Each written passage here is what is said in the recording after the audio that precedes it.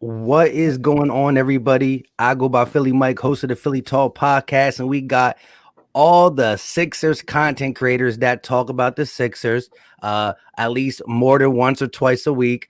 On the panel today, we're going to have a Sixers roundtable. Shout out to DJ Eastwood with the fire thumbnail. And again, I go by Philly Talk podcast, Philly Mike. All the links to all the channels are in the description. We are live on 4 channels. For those who don't watch the opposite person, which I doubt that's even possible, go ahead and introduce yourself to my right, DJ. DJ Eastwood, running back Philly, man. Honest Philly sports talk, period. You know what to do. Hit the dislike button if you're a fanboy. Yo, what is going on, everybody? RB in the house. What is going on? Shout out to my guys for coming on here. I'm honored to be on this. You know, I appreciate these guys keeping it real 100% of the time. It does not matter, man. And I'm excited to talk with them. What up, everybody? Tom Arnone, A2D Radio. No agenda radio, I like to call it. So, you know, keep it real. And like Mike said, not a once in a while conversator. I mean, we do this daily here, baby.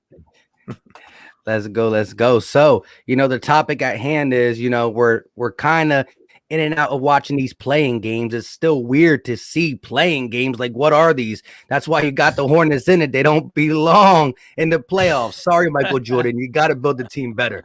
But let's talk about the number 1 seed who has possibly the easiest road. How do you guys feel about the road to where we want to get? Like, let's talk about the first round and who you're going to match up with.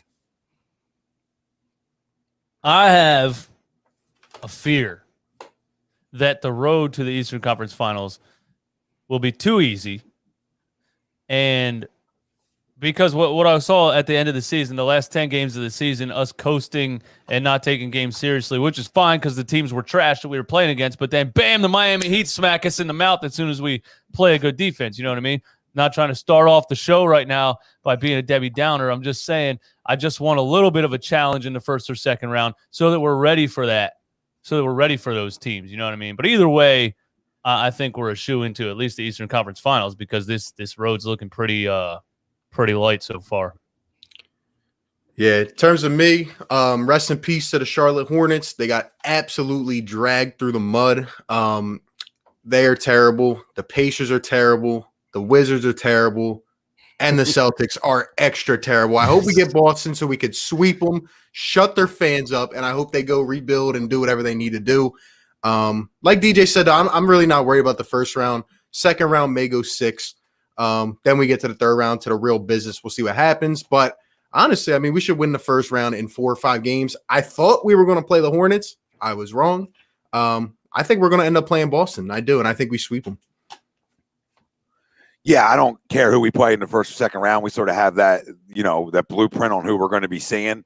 You know, I agree with DJ in terms of easy series, but for a basketball team that's never been to an Eastern Conference Final, for a basketball team that I'm still crying from a 7 bouncer, for that basketball team, I don't care if you put bumpers in the bowling alley to get there. I don't care.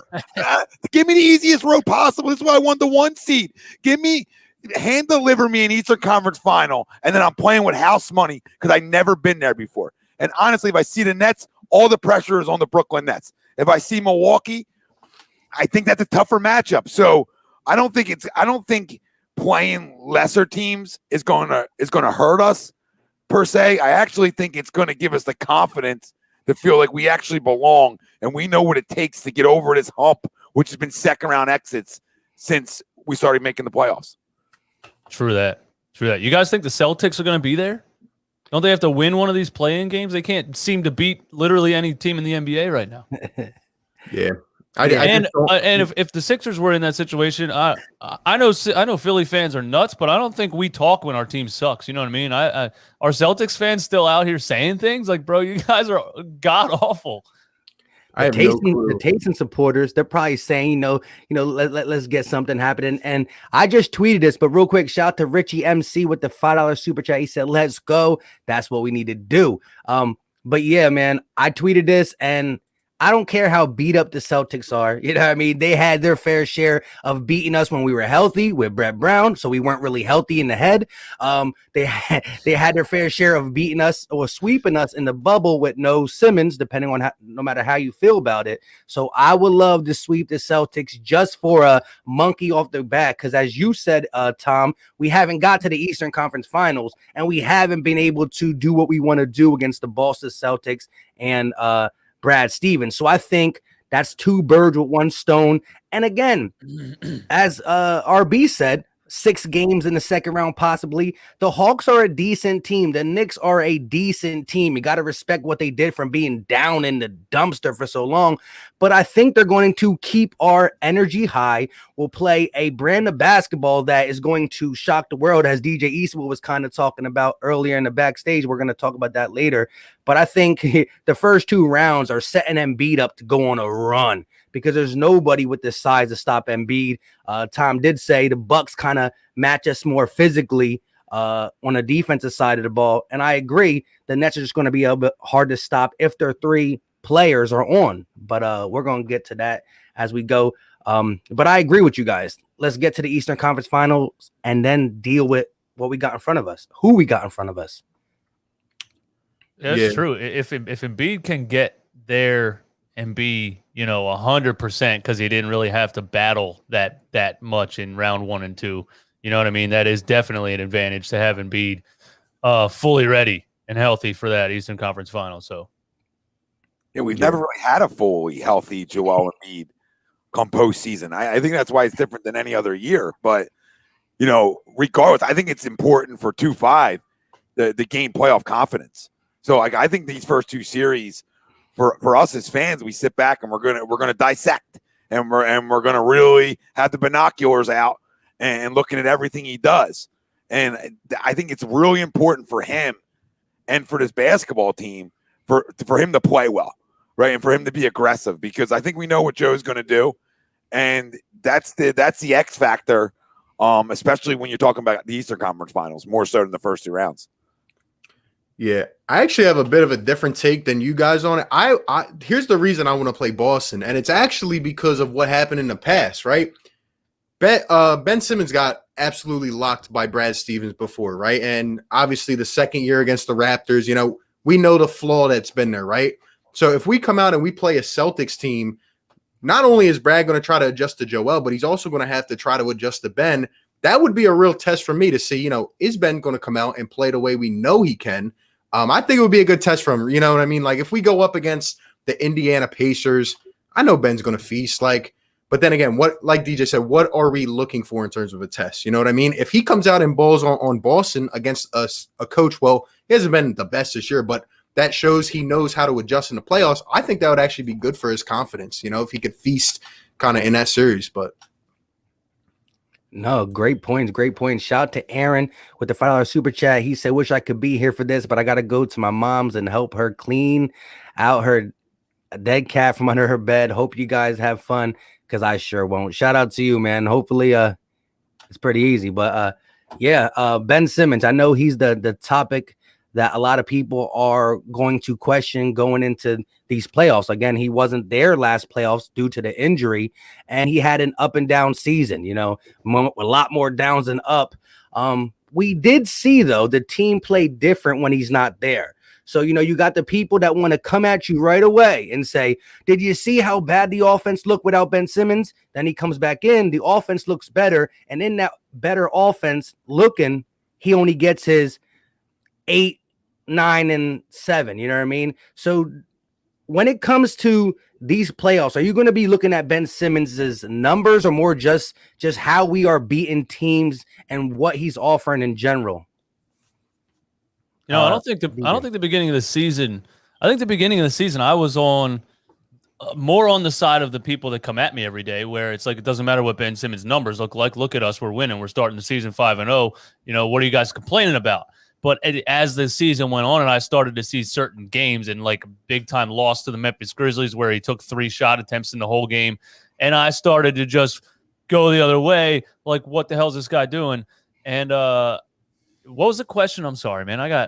I started thinking about Ben Simmons pissing me off. The question pretty much is, are you going to be more about the flow of the game and how we are defeating people in the early 2 series? If that's the case, or are you going to be more having Ben under a microscope in general, individual?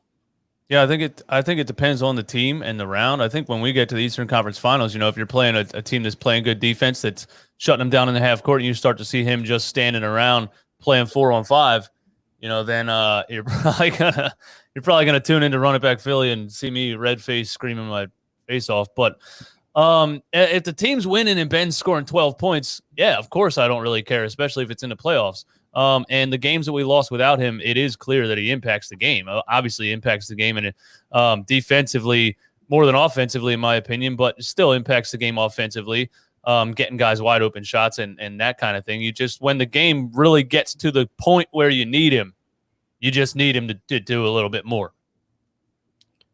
Yeah, I just think that, again, if we win, however we win is fine, but the flaws, the issues always come up when they need to. So, as we progress through the playoffs, like we said, we're going to need Ben. We're going to need everyone to step up. I think everybody's going to be under a microscope because there's a lot of question marks on this team. There's a lot of questions that really could be kind of the deciding factors of how far we do get. And, everyone's got to play up to their max potential, man. It's the playoffs. We're here. We have a chance more than we may have thought earlier before the season. We have the chance to take it. It is time to take it. You know what I mean? There's no room anymore to, okay, you didn't have your best game. Okay, we'll wait 5 games to see how you do over the next stretch. No, you don't get that. You're playing the same team every night, 7-game series. You got to come out and perform, man. There's no excuses. Yeah, no, I mean, you guys are all spot on. I don't care as long as we're winning games, and you're impacting the game. I just want to know you played, right? And for people to tell me playoff basketball slows down, I tell them to kiss my ass, okay? Because I watched, growing up, I watched Showtime Lakers, okay? I watched the team in old school basketball run you out of gym come postseason. Literally run you out of gym. So don't tell me you can't run in the postseason. Don't tell me you can't do those things. You rebound and go. You dictate the tempo you want to play with, all right? And I think hopefully this coaching staff understands what this basketball team does well and what they don't, and what certain players do well. And the one thing I can never take from him is he's phenomenal in transition. I can never take it from him. I'm critical as everybody else is of Ben Simmons, but I can never run from the fact of his impact offensively and his impact in transition. I just can't. So do those things. Let me know you played. Put your handprint all over a basketball game, and I'm good. I don't need a certain number. I don't need 20. I don't care about that. Just your handprint all over a basketball game. And if that's on the defensive side, if that's in transition like we talked about, if that's getting guys open looks, or if that's being aggressive, being downhill and going downhill to the basket, whatever it is, play winning basketball like that's been preached to us all year, right? Well, it doesn't matter. He plays winning basketball. Okay, good. Then go play winning basketball. Get us to the Eastern Conference Finals as expected. And then guess what? Go beat somebody in Eastern Conference Finals, right? And let's go. Exactly. I mean, I talk my stuff when we go to the overtime with the Spurs without 4 starters. You know what I mean? If you're gonna tip in to win a game in the playoffs, that's a different. I can't talk negative about that. It's a playoff game, so it is different. Just win the damn game. Yeah, I think it all comes back to context. And again, I've said this many times on my channel. I can praise a 14-point game that Ben Simmons had and then say the same 14-point game next time. I'm not really feeling it because of this context, who we're playing against and what the situation presents itself on the court. Again, Ben Simmons knows, and we all know his value mainly as the facilitator in transition, definitely on the defensive side of the ball, guarding 1 through 5. But there's going to be games where Tobias can't be the second guy. There might be a game or 2 in these next 20 games where Joel Embiid's just a tad off in a quarter. With that being said, it's like, Ben, I know it's not your job to score, but that's when you're supposed to be like, context is, oh, wow, I see my guy Joel Embiid struggling a little bit. I see Tobias struggling a little bit. Who's guarding me again? all right. And I don't care if there's going to be games where you're struggling and them guys going to carry you out. But attack, we see aggressive Ben early in the games, and he tends to fall out of the aggressive nature late. And I know Ben Simmons said this on many post games. I feel like they don't call fouls for me, and I agree. I think he sees Embiid go to the line multiple times. He's like, man, they're hacking me. But in the playoffs, you can't have that excuse. You're gonna have to go hard in certain games. So I just think it's context when we match up with certain people and Embiid or Harris is struggling. You got to do what you got to do. You got to do your part. I think he does get that like LeBron James treatment where he's so big and fast and strong that when he goes hard to the rim, it just comes off as, well, you created the contact, so screw off, kind of, and the referee just walks away. When really it's still foul, dude. Like, I still went to the rim and got hit. Just because the guy fell and I didn't fall, you know what I mean? So I do think he doesn't get the calls that he should. Agreed. Yeah, definitely. Real quick, let's minimize these a little bit. Shout out to Rick Bennett with the $5 super chat. He said, let's get it. I faintly remember the 1983 championship run and most recently remember the 2001 run. Let's go. Clap your hands, everybody. That's what we need. You need that energy to the starting five. So I wanted to ask you guys this because I asked DJ Eastwood, and I know he's a big Maxey guy just coming off the last game. He just had to do it, right? We had to play Maxey. He had to get 30 points. Past the second round, because I think Maxey can get some minutes early, especially if we're really, about to sweep whoever we're playing in the first round, whether it's the Wizards or the Celtics. Do you see Doc Rivers going outside a 9-man rotation, and do you see Maxey getting any type of important playoff minutes? Anybody on the panel? We'll start with. Go ahead, Tom. I mean, that's probably the toughest question of the night. That we're going to be dished because I just don't know how much he's going to trust a rookie in that spot. I mean, do I think there's situations where it would be smart? Maybe if you're stagnant on offense and have a guy who can come in and get to the rim at will and create his own shot. So, I mean, I think it depends on how Shake goes and George Hill. I truly think that matters. I mean, in the first two series, if they're not playing well and we're still winning and getting through because of other guys, maybe he does get minutes. Maybe he does. I mean, Doc's biggest gripe on Doc Rivers is his rotation being a little bit too long with guys. So I mean, I've heard that a few times from Doc. So Doc criticism. Sorry. So I mean, I don't think they're gonna have line changes. If they do, I'm going to have a big issue with Doc Rivers. So there shouldn't be – this isn't hockey. Like, I can't be having 5. Oh, here we go. Line change, 5 new guys in. Nope. Now, you got to mix and match. So do I think he could run 10 guys, maybe 11 in a game in different mix and matches? Maybe. But this is also postseason basketball. And my stars got to run 38 minutes. Yep. Like, there's no more load managing. There's no back-to-back games. Every game has a day off in between. If you're in dogfights, your stars are running 38, 40 minutes. So, I mean, I know it's like I didn't really give an answer because I don't know if anybody has that answer. Yeah. In my opinion, should we play Tyrese Maxey? Absolutely. If it was me, you rock with the hot hand. You rock with what's working right now. Do I think Doc will do it? Absolutely not. I think he's going to rock with Shake and Furkan. Doc's philosophy is I don't know why, but he will not tend to the young guys. Like, a lot of rookies, they just don't get the time under his system. And, going even further, I've been very unsatisfied when it comes to Shake Milton. I don't think he should even, get a bunch of minutes right now. He just has looked too inconsistent. He's not looking in my favor, at least. And Tyrese Maxey, even if he's not, his knock was not being able to shoot, right? But obviously he's working on that. But the thing about Maxey is he's going to come in and bring a spark. He brings a spark, energy, confidence. And what does he bring? He can create off the dribble. That is what we absolutely need. And I think Tom was kind of hinting at a point that I've really been thinking about, and that's the feel of things, right? Like, that's Doc Rivers. That's been the mark on him. He doesn't adjust quick enough. We're going to have to get a feel right away, whether it's Maxey, Shake, Furkan, right? Furkan and Shake are way too inconsistent that if they're not playing up to par, you cannot leave them in. You need to create a spark, and that's where Tyrese Maxey comes in. I would ride with him right now, but I don't think he's going to get a lot of minutes. Maybe if we're up 3-1 in a series, 3-0, then yeah. But I would love it. For me, with Shake Milton is his confidence. Like Furkan is a guy that's going to go 0 for 10, and then you take him off the floor, but you never really worry about his confidence. He doesn't look like he's passing up on shots and stuff like that. To me, Shake Milton misses a bad shot, and then he just looks like he doesn't want the ball, or he looks like he doesn't know what to do with it. And I'm like, what is going on with Shake Milton?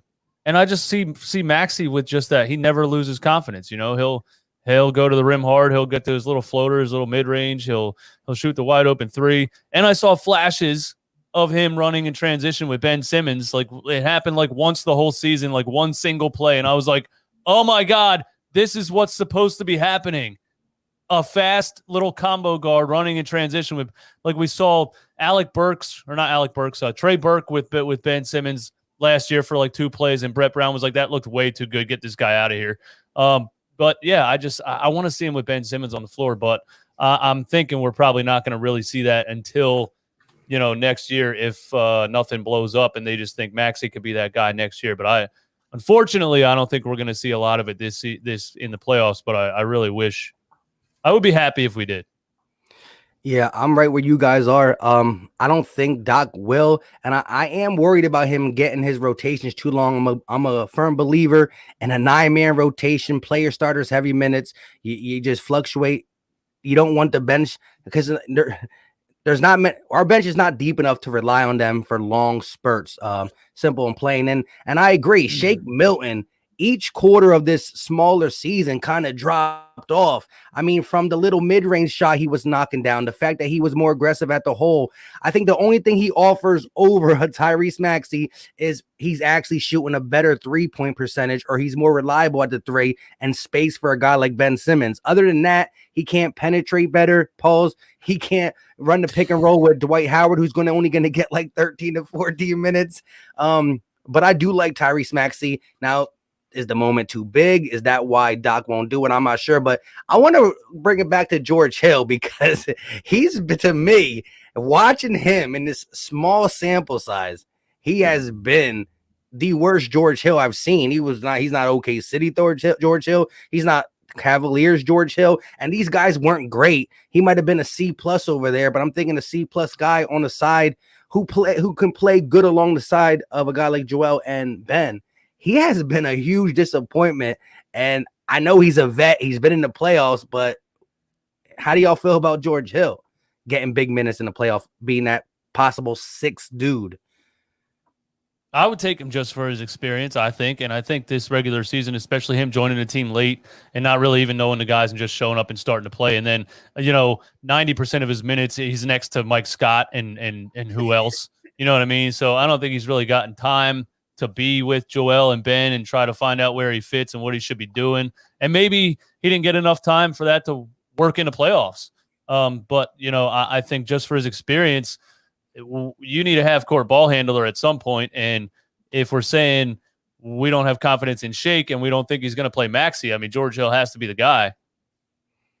Yeah, I would also ride with George Hill. I think he's going to get a good amount of minutes. I would even go as far to say he's going to be in during crunch time over a guy like Seth Curry, given his experience, given the fact he can be the ball handler. I actually don't think George Hill's been terrible. Now, I just think he's in a different role now. Like, he's at this point in his career, he's trying to win a chip, but mainly what we need him for is the pick and roll, because I can't stand seeing some of these other guys on this team try to run the pick and roll. George Hill fulfills that capability for us, but he's going to have to hit his shots. That's another thing. So I think he's going to have to keep knocking down shots. That is what we need very desperately off the bench. Yeah, I mean, that was the move. Yeah, I mean, that was the trade deadline move. I was fine with it. Everybody was fine with it. I was, but Mike, you're right. I mean, I don't know who this guy is. And I see people in the chat saying he's fine. I watch a lot of basketball. I've seen George Hill play a lot of basketball. I mean, you could talk about maybe uncomfortable and not knowing his role, like DJ was saying. I can buy into that. But now we're at like 12 games, though. You know, so like then why make the move then? If the guy, we all talk about the Nets, like, hey, play together, got to play together, right? I mean, the same thing goes for any team. So I don't know. Like, does that guy get major minutes with the inexperience with this club over Shake, who's played with these guys for 3 years? I don't know. Like, I don't know. That's going to be tough to see. I think the first 2 series are really going to dictate, like we were talking about earlier, who's going to be getting the minutes come the Eastern Conference Finals, because we're not going to have that second round matchup that's going to be a dogfight.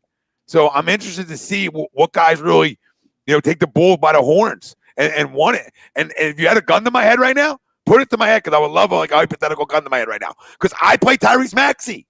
Because all I watch is I talk about the kids all the time. What's your response going to be? Well, you didn't get minutes midway through the year. You didn't even see the floor. And your response is to continue to work, continue to get better, continue to soak in when it usually becomes a long season for young guys, right? All he did was when he got an opportunity to play again, it's like, wait. Now he can shoot the 3? Wow. Okay. Go under the pick and roll. Be our guest. And then he hits 3s on people. So you already know he can get to the bucket. So, I know I said earlier, like, I don't know if he plays, but I think these first 2 rounds are really going to dictate on the George Maxey thing more than the Shake thing. Like, I sort of agree with guys in the chat. Like, I think Shake plays if I like it or not. Like, I think he gets minutes because of the comfortability. Yeah. Hey, DJ, can you hear us still? Oh, what happened? Your camera's off. DJ, Ben did it. But I agree. Look, I'm not trying to say George Hills can't play better. I'm gonna go with what DJ said. Again, the whole time he was saying my finger, my thumb, my whatever was hurting. I said, listen, you need to get him back with at least 10 games so he can find his role in this offense. And I think maybe Doc used him too much with the Anthony Tollivers and the Mike Scotts of the world and the Corky Korkmaz on his off days. Maybe that is why. We're gonna see. I do think George Hill has been around. I mean, he's playoffs with every team he's been with, even the Pacers back in the day, the Spurs probably too. So he's been around. He's gonna use that savviness. He's probably gonna get the minutes. Again, once we got George Hill, I was on the edge. I didn't think, because when we got George Hill, Tyrese Maxey was way down on Doc's list. Like, he wasn't getting no play time. So my whole on the bubble was, Furkan or Matisse. And would Doc Rivers say this is a defensive series, Matisse, this is an offensive series, Furkan? But now you got the Maxey in the mix. You got the Shake who played down. Again, back then it was Shake and Hill locked in because we didn't see Hill and we thought he was going to get 10 games and elevate his play. So my on the bubble was Matisse or Furkan, and now the bubble seems bigger, and Doc Rivers, who knows what he's going to do, but there's one thing he can't do. Even in the first series, even if we're sweeping the guy, you can't put Mike Scott in. You got to set the tempo early. We could be up by 30 in the first game of the first series. Don't put Mike Scott in. Let him know, listen, bro, you're going to be a guy on the bench who's just going to get your pom-poms out, man. We going to need you to do that. You know what I mean? Because I don't want to see Mike Scott get the feeling of being a game. You said 9. I don't see any way possible that Mike Scott makes that 9. Somebody said Doc runs 11 in the playoffs, or has run 11 rotations in the playoffs, and I think there's a lot of guys on this bench that it's hard for me to call 9. You know what I mean? If you're juggling Matisse versus Shake, like, I don't. I feel like that was a Brett Brown thing where he'd be like 8 guys and that's it. Nobody else is getting on the floor, and literally wouldn't put anybody. Didn't play Markelle Fultz in that one series, if I remember correctly, when he was scoring 15 a game towards the end of the season. He just wouldn't go outside of his 8-man rotation or whatever it was. So I don't know what Doc's going to do. I hope it's more like 10, because I don't want somebody like Matisse Thybulle to not get minutes. I think he has to be on the floor, 10, 15 minutes. Yeah. And another thing is that I think we're neglecting the fact that, well, I'm hoping that we don't see any all bench lineups, because that cannot happen again. It's been terrible. So I've always been a preacher of let Tobias run a lot with the second unit, because I think he could be another ball handler that kind of controls the floor. But one last thing about George Hill is that we need him. And the reason we need him over a guy like Shake, even though I do think Shake will get minutes, is because George Hill has the experience to be a smart player, right? He's not going to cause careless turnovers. And I've seen that too much from Shake, a little bit of Maxey, but it's part of, growing it and, learning the game and stuff at the big level. But we can't force too many turnovers. So. Yeah, in terms of the bench lineup, like it could be 10 DJ, right? And then like a different combination of fives, like Mike was saying too, just off of like matchups, right? Like, okay, we need more defense, so maybe Matisse is in that five, right? Or you know what, we need to score and Furkan plays that night. Like I could see a lot of that. Like I could see nights where maybe Maxey does play and gets minutes, just depending on matchup. So hopefully, I mean, we've all praised this coaching staff. We loved it. Hopefully they're smart enough to do that, because in a 7-game series, you really have that advantage on teams that are like, okay, they went 2-3 zone on us. How are we going to respond to that and answer to that? So I could see all these guys that have gotten minutes down the stretch here play on different nights. Yeah, I'm more of that too, like a different night thing. Like I think that when you go into the playoffs, a lot of teams do this, is they have these are who are playing, these are the players who are getting minutes. Now, if it doesn't go good, if you end up losing, your adjustment is switching it out for the next game. Now they're going to plan for these 2 bench players. You bring 2 different ones in and on that type of route. But again, like you said, we need our players to play 36, 35 plus minutes, because Doc Rivers can't use his best excuse all year. Well, these guys were tired because of a back-to-back. There's no back-to-backs in the playoffs. You're going to have your rest. That is the biggest excuse he had, which I understand this year had the most back-to-backs ever. And you had a bunch of weird type games. And so I understood that excuse the first 6 times. I don't know about all 11, but we're not going to have that excuse. How do y'all feel about? And again, I think we're going to get so much rest from now into the Eastern Conference Final if we handle business. I don't want to let one of these second-round teams take us to a 6 or 7 game, because that's just going to feel like I'm going to feel defeated. No shot. Like 0 chance of the Hawks or the Knicks taking us anything more than 5. It's just no shot. Like I don't need it. Like it should never happen. And if it does, like I would probably be a little concerned, but I don't see it. I mean, the Hawks are overrated. The fact that they're a 4 or 5 seed is a joke. It shows you how weak the East is after 3, right? The Knicks, really tough basketball team. We've seen them all year. We know they're going to give us some fits, but let's be real. They don't have more talent than us, and they should not take us more than 5, right? The Knicks maybe could take you 6, right? Maybe could take you 6. The Hawks, we might sweep the Hawks. The Hawks might be done in 4. So you're right, Mike. We could have a lot of rest going in here, a healthy Joe. While the Nets and Milwaukee or / Miami have to whoop up on each other. I think it's so important. I heard guys on First Take to saying, "Well, it's a benefit for Milwaukee to play the Heat in round 1." Are you okay? What are you talking about? That's not a benefit for anybody to say, "Oh, what? They got confidence now?" Stop it! Stop it! Stop it! Stop it! It's not a benefit to be going 6, 7 games throughout the playoffs. It's never a benefit. No, it's not. No, we have one of the easiest paths to the Eastern Conference Finals in years, and a team like Milwaukee, they have to go through Miami, Brooklyn, and then potentially us. And it's already been a crazy year as it is. So, injuries, wear and tear, stuff like that. It's not going to be the easiest thing. Meanwhile, Joel might be coming off rest, and we're ready, sitting at the Wells Fargo, get ready to play the opener in our court. So, yeah, I think a lot of things that made me nervous this season, or I was mad about, or whatever, were games pretty much where we either didn't have Joel or didn't have Ben. You know what I mean? And like when I really think about when we have both of them on the floor together, yeah, no, the Hawks, when we played the Hawks without Trae Young, we won by 35.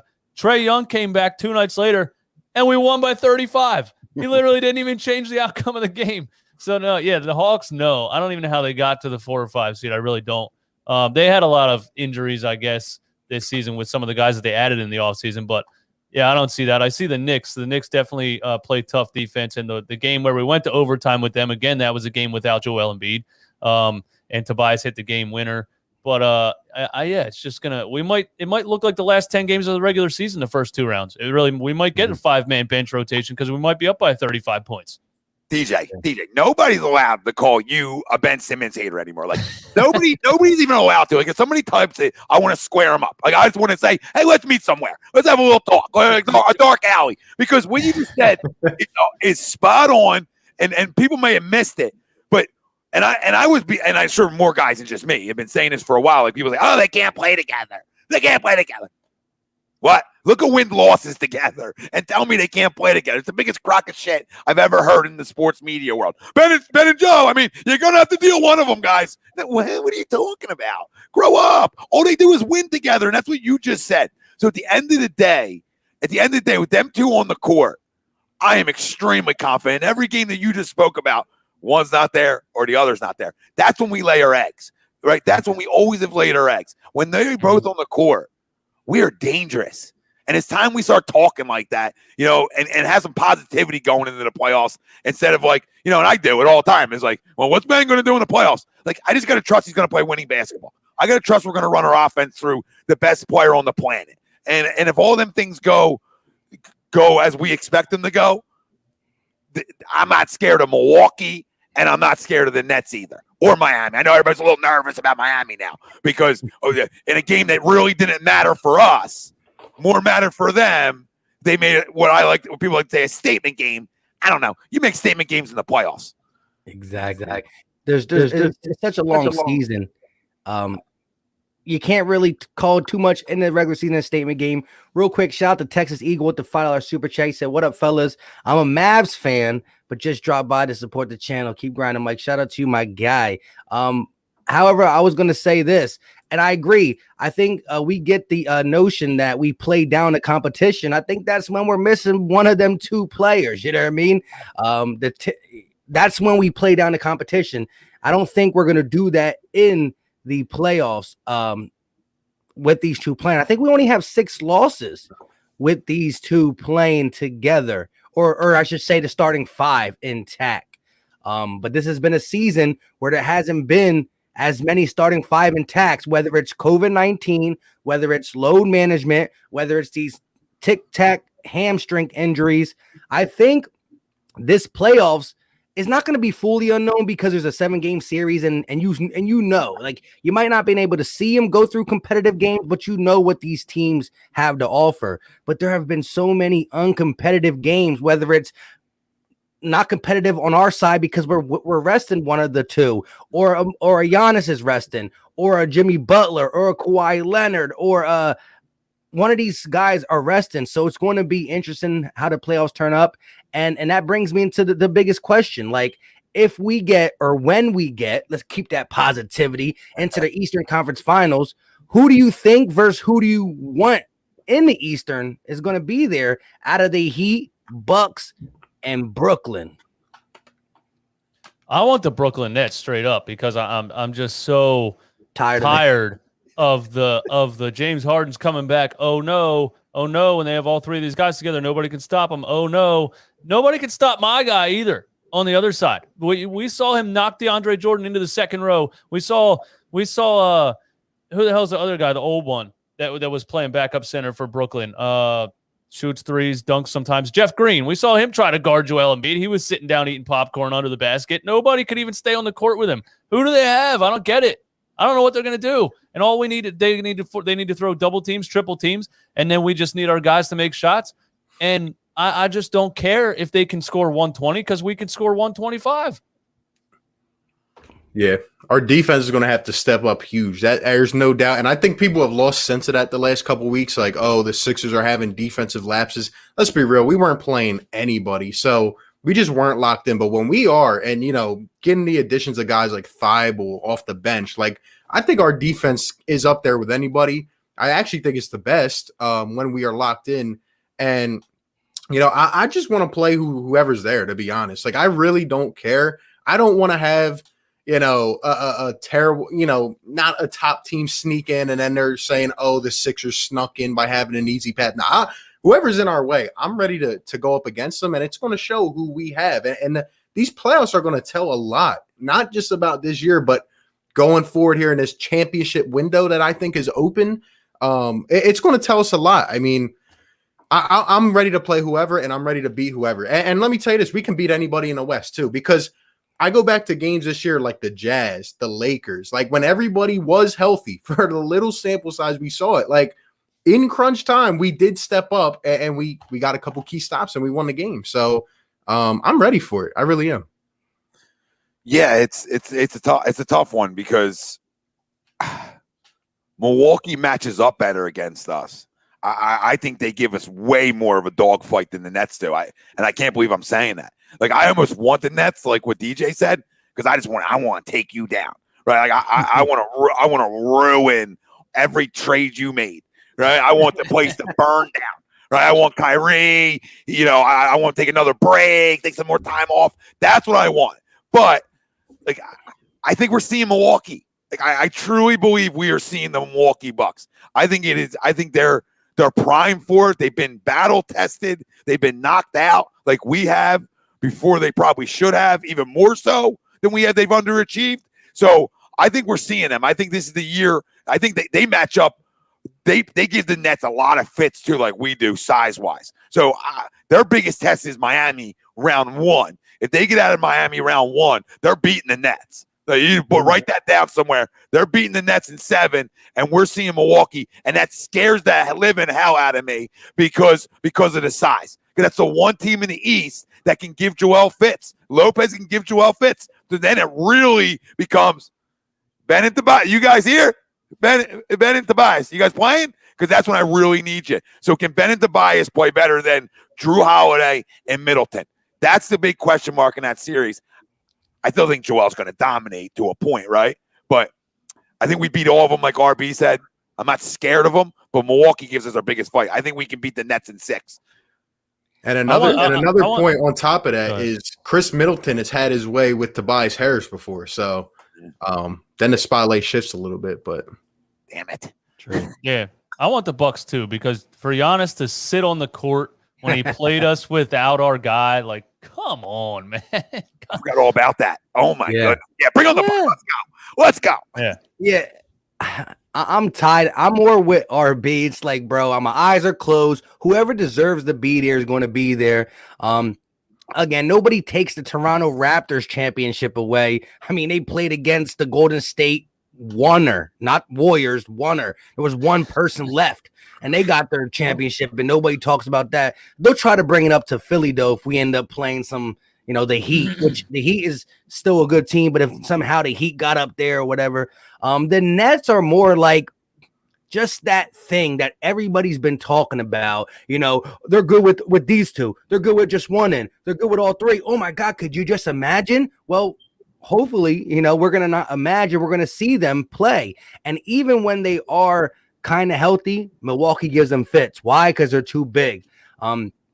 It's going to be tough. I think Drew Holiday was such a crucial signing for the Bucks. His perimeter defense, his just the way he is with the ball on and off the ball. He's a selfish player. For some reason, though, Lopez always turned into like a Curry brother when he plays us too. I'm just like, bro, and it sucks because he has to draw Embiid out. So now Giannis got the paint open because Embiid or somebody got to stay out there to watch Lopez firing from 30. Like, stop. Again, it's a 7-game series. It's not one game, but I do believe again, Embiid goes off on Giannis, and it's always a battle. I don't know. I think when you look at the Bucks overall roster, you're scared. RB said Middleton can catch fire. There's so many people that can catch fire. I think, when it's the Nets in crunch time, does Kyrie and Harden and KD start to butt heads? Does a playoff Harden come out where he's like a 2 for 11 and he's not passing the ball? Who knows? So I think there's Steve Nash, you know what I mean? A first-time coach with a first-time triplets, all that not playing. I mean, it would be unprecedented, or whatever that word is, if they did win with all the just plug-and-play type players and coaches. So it would, to me, it's like almost a fairy tale that, we just have to wait and see them play, because I think Milwaukee will give them huge fits. I think it's going to be Kyrie and Durant button heads I think Harden's already taken like a point guard role. Like, I'm just going to pass the ball to you guys. I'll just sit back here and get, 29,000 assists in one game. And he can just do that with his eyes closed. The guy's a ridiculous magician with the ball. But Kyrie's the one that wants to be Michael Jordan. Kevin Durant wants to be Michael Jordan on the same team. There's no Michael or Scotty there. You know what I mean? And you've seen Durant get butt heads with players in Golden State. He could have just sat there for 5 years and won 5 championships, but he wanted to leave because he couldn't handle somebody telling him what to do or somebody taking the shot that he wanted to take. And you saw Kyrie do it. He didn't want to play second fiddle to LeBron. He could have stayed there and won 5 more rings, but he wanted to leave because he wanted to be the guy. So I see those two not getting along, and I can't wait for it to happen. And the excuse is going to be also that Kyrie's not focused on basketball. When they lose, that's what they're going to say. Well, Kyrie wasn't focused because he he joined a religion or whatever, and, he cared about Palestine and all these things. Okay, then just go work for CNN or Fox News or something and stop with the basketball stuff. Stephen A. Smith said, I didn't hear him say, here's your money back. Yeah. You're getting paid to play basketball. People are watching you play basketball. And people are going to say, well, it was Kyrie wasn't focused. Well, that's why it's Cancer Kyrie. That's why I call him Cancer Kyrie. I didn't want him anywhere near Philly. That's your fault for putting him on your team. That's true. Shout out to the big Boot Forward with the $5 super chat. He said, we have a very easy path, and Doc is such a good coach that we will make it out the East. Brett Brown's keeping us down, and we're 10 times better now. And shout out to Reggie with the $1 super chat real quick. And then that last super chat said, Carlos said, what people don't talk about, we have the best home record last 4 years in a row. How we have the best road record in the East. We had trouble on the road last few. I don't think we have the best road record. Do we have the best road record in the East? Probably close. I would guess that we're probably right up there. I mean, regardless, it feels like it because of how we played on the road in years past. I think Carlos hit the nail on the head right there. I think it's so important how well they played on the road, especially when you want to win 7-game series. I mean, you have to play well on the road. And then you have home court to go alongside that. I mean, they're really in a good spot, and they're even in a better spot because nobody's talking about them. Like, if you really think about it, everybody's talking about Milwaukee, everybody's talking about the Nets. Nobody's talking about them. And I love it when it's that way. I agree. And another thing is how rock solid we are at home. And now, the playoffs are running through Philadelphia. So I feel confident with a Game 7 atmosphere in Philadelphia, much more in some of these other places. I see people nervous about like Indiana. I mean, Indiana, Washington. We need to get some dogs. You know what I mean? Like I know one kid died. I know the one cat died under the bed. So I mean, pick up a dog. Buy a dog now because the cat's not going to work. We can't be meowing, going through. You don't sound like Ben. We sound like Ben, right? You get a little kid. I mean, Ben's got big dogs. He should play a little harder actually. But we need to get some dogs up in here. I mean, what do we wear to Washington? Then we shouldn't even be talking about Eastern Conference Finals. Really, we should be talking about tanking again. Trust the process again. If we don't think we can beat Washington and Indiana. Washington. That's a joke. That can't be serious. I don't care how many triple doubles Russell Westbrook puts up in a game with that roster around him. It just doesn't matter at all. And you saw it. Didn't we just blow him out with who? Missing one of our guys maybe or something? I don't remember. It's all been a blur the past 20 games. But no. Washington, no. Absolutely not. Indiana, no, not really. No. They play hard defense, and they give us fits a little bit sometimes, but no. There's no excuse to not get to the third round. And honestly, in my opinion, we should get to the finals. Like, I'm just throwing it out there. Like, I don't know. I just can't be satisfied if we go to the Eastern Conference Finals and we lose in 6, right? Like, I can't be satisfied with that based on how this year's went. I feel like we are ready to go now. I mean, it depends how the feel of the series is, but we'll see. Yeah, definitely context, because I heard Tom say it earlier. Like your mindset was, you know what? We got a new coach. We've been blaming the coach. We have to get past the second round. No ifs, ands, or buts. That's what you came into the season thinking. I was with you. That was my exact marker of the show that Brett Brown was kind of holding us back. I mean, we were injured too. Like we got a boatload of health, not gonna fake wood. Let's keep that health. But now context changed. You know what I mean? We look like we're gonna get a walk in the park to the East. You know what I mean? So getting to the Eastern Conference Finals was my benchmark because I thought we would have to go through oh my God, we can't beat the Celtics. They're trash. Oh my gosh, we're playing against the Raptors who are good. They're trash. You know what I mean? So now the benchmark is like the Knicks, the Pacers. Mm-hmm.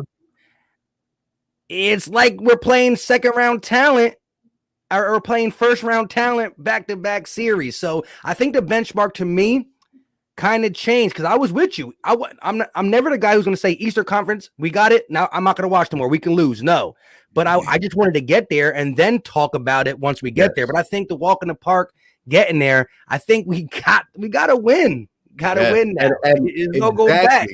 Exactly. And this is exactly what Tom was saying. Like, but we have to pride ourselves as Sixers fans, right? So before we've gotten bounced in the second round by Boston and Toronto, we all, I'm sure, would have admitted that, of course, those other teams had a good chance to win that series, right? But now we're looking at our stars. We're looking at these guys and B getting close to his prime, Ben developing as a star, trying to be the leaders on this team, right? So if we go to the Eastern Conference Finals and, we just get handed, right? And are we going to sit here as Sixers fans? This is what I'm saying. As information changes, like opinions are going to change as well. Like if we beat, I don't know, the Wizards and the Knicks, like, are we going to be satisfied then getting bounced in the playoffs? Like that doesn't show me anything about this team going forward. If we go 7 games and we have a tight ass series against Milwaukee and the ball just doesn't bounce our way, right? Or if we go to the finals, and like that's a lot different to me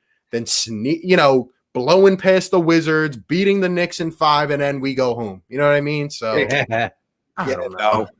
No to me. Like I don't know. I'm in like a hard spot with it because like my expectations and what I said was 1 seed Eastern Conference Finals. They checked off that first box, and whose fault's that? That's Brooklyn's fault. Right, that's Milwaukee's fault for coasting early on in the season. That's the Nets' fault for handing the game at the Wells Fargo Center when your stars warming up on the court taking jumpers. That ain't my fault. It ain't my fault. I wanted the one because I didn't want to see either one of those teams. So that's their fault for doing it. And you know what? Credit to us. Credit to a young team handling their business and not coasting through a regular season that's been difficult for a lot of teams. I got to give them credit for that. It's so I've been like torn. Like I agree with you, RB, right? I'm like, well, and I agree with you, Mike, too. Like, well, I mean, you're coasting there, right? Because if you don't get there, I'm burning your practice facility to the ground.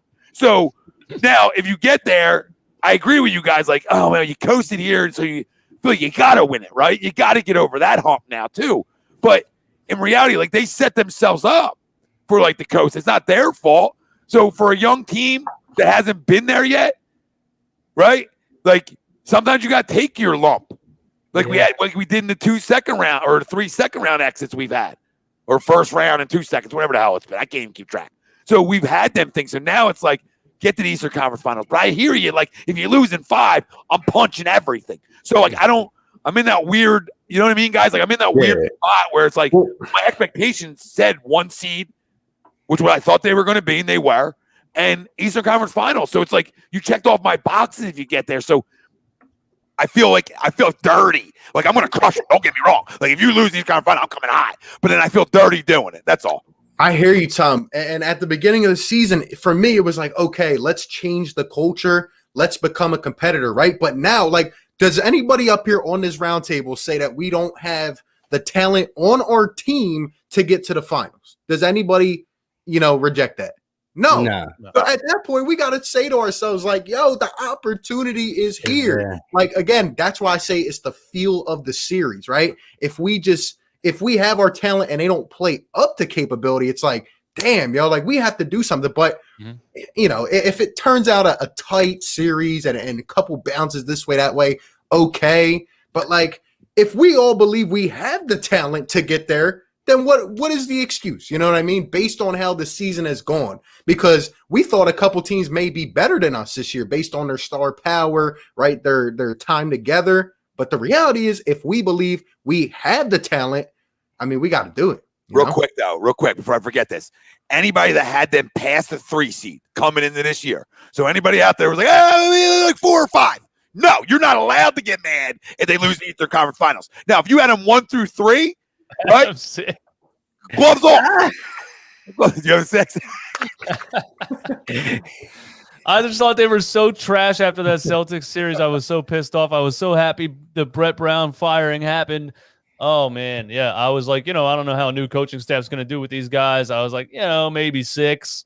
But you also thought that Boston would be Boston, that Toronto would be Toronto. Yeah, exactly. But yeah, and that's the thing. Like, think about this way. I wanna credit what Tom said too. We get the easy road because we worked for the easy road. If we were the 4 seed, we would be having a harder road. We would be having the same road we had in the past, which was like the Boston. And then, we played Toronto in the second round. Like, we had hard roads because we were always that 4 or 5, as DJ would say, possibly 6 seed.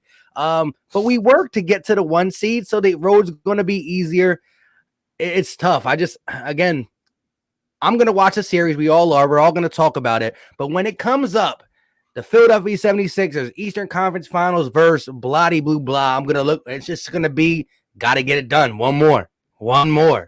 And dude, I only knew that because a subscriber told me in a video that I did. He's like, yeah, you said they were going to be a 6 seed back in November. And I'm like, what? And I had to go back and watch, I had to scroll back through hundreds of videos. I'm like, shout out to you for remembering that. One guy out of thousands called me out on it. So I had to admit it. I see people are mad at me too. Like, oh, what are you talking about, Tom? Like, expectations change. I know they do. I'm not saying they don't. Like, they absolutely do. That's sports. That's life, right? So, of course, they're going to change for people. And, I'm joking where I say, oh, you can't get mad at them for losing the Eastern Conference Finals. Like, I'm obviously kidding. Like, we're diehards. We're going to get mad at them no matter what. And, yes, our expectations have changed, and that's a great thing to have, expectations changing. That means I would rather a team play above expectations every year. So I agree with everything everybody's saying. Like, the time to win is now. You have a chance, and so go seize the moment and the opportunity. And if not, then we're going to be critical, of course, because that's what we do in this city. So I'm not telling anybody oh, you're not allowed to get mad. I'm freaking kidding, because a bunch of my guys I do shows with had them of 5 seeds. I'm like, now you can't get upset. Come on, everybody, calm down. See you all in the comments. I think it's not really about what we would be happy with. It's what is Daryl Morey happy with, because I think he said earlier in the season it's championship or bust. Maybe he just said that just to say it because he's on Twitter. He says a lot of things. But if they don't win a championship, I think he's trading Ben Simmons. I really do. I really do. I think he's not a guy that waits around. He's not a guy that sits around and says, let's see what it looks like next year or whatever. He went into Houston and bam, traded McGrady. Bam, traded Yao Ming. Bam, turned the whole thing around right away because he's like, these guys – are at the end, towards the end, or still have value or whatever. I think he's going to be like, if they don't win a championship, I think he looks at Joel Embiid and says, I can put a better team around this guy. And the one guy with the most value is Ben Simmons. That's what I think.